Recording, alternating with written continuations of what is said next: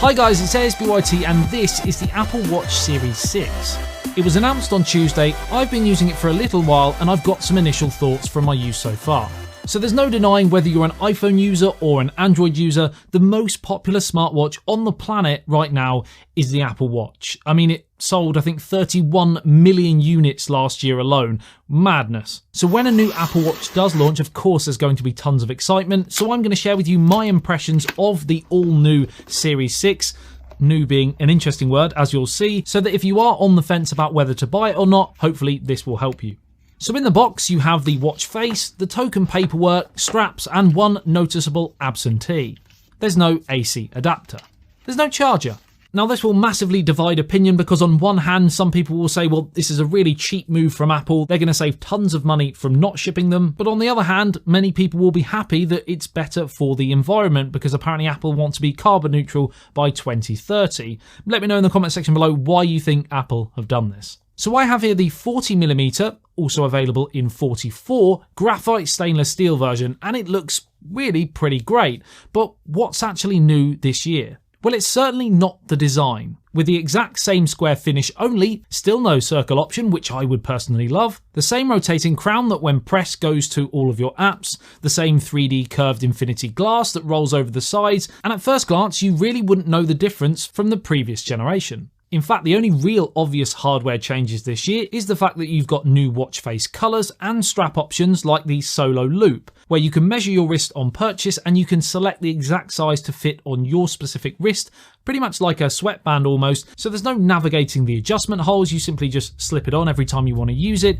and the always on display is 2.5 times brighter with the Series 6. The differences outside of these are all under the hood, starting with the all-new dual-core S6 processor based on the A13 Bionic, which is apparently 20% faster than last year's offering. So as always, it is nice to see Apple constantly improving performance, always being right at the top end in that department. And of course, I'm not going to say no to a faster unit, but at the same time, I've had no problems with the Series 5 in my testing. It works really snappy and great anyway, so just something to consider.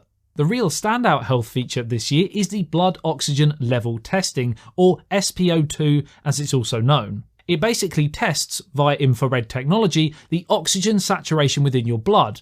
Non-scientific, of course. Now, I'm not in any way an expert in this field, but as far as I'm aware, levels of oxygen saturation anywhere upwards of 94% are considered healthy. And if it falls under 90%, it can be dangerous over a prolonged period of time. This monitoring can be extremely useful for people who are suffering from medical, lung and heart issues, and also for those who spend a lot of time in high altitudes or extreme high intensity sports such as marathon training.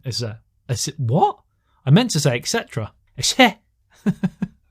Now don't get me wrong, that is a great new feature on the Series 6, but is there anything else outside of that that is worthy of upgrading potentially from the Series 5? Well, I mean, you do get the already mentioned always on display, you get the fall detection with emergency calling, as well as the ability to take ECG tests. But these are also available on the Series 5. You also get the brand new watchOS 7, which comes with a host of new watch faces, new workout modes, Apple Watch family setup and sleep tracking, which is excellent to finally see on an Apple Watch. But again, watchOS 7 will be backwards compatible via a software update. You do get faster charging on the Series 6, 1.5 to charge 0 to 100 from 2.5 roughly on the Series 5. So this is a slight improvement and something that might be very important to you, especially if you're going to be using that sleep tracking, because let's be honest, with 18 hours of battery life, you're going to need to be charging probably before you go to bed so that you get that all through the night and into the full next day use as well. And another nice touch is the inclusion of the brand new U1 chip. This chip uses what's known as ultra-wideband radio, which provides precise location and spatial awareness so the watch can detect its exact position in relation to other devices in the same room. This will presumably improve communication with other bits of tech, and apparently it may in the future help with unlocking car doors, for example, using just your watch.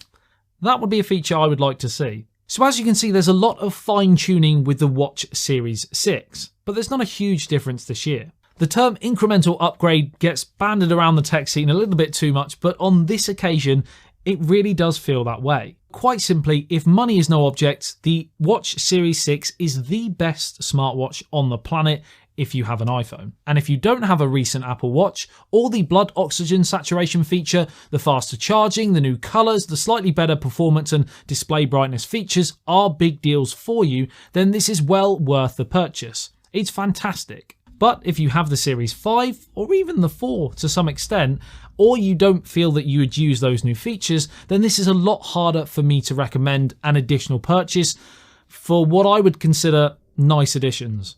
Let me know what you think in the comment section below. Are you interested in getting the Series 6? Is there another smartwatch you're going to get instead? And do you think it's worth the money? I've got an Apple Watch SE video dropping very soon, so if you're interested in a more budget version, then make sure you stay tuned for that.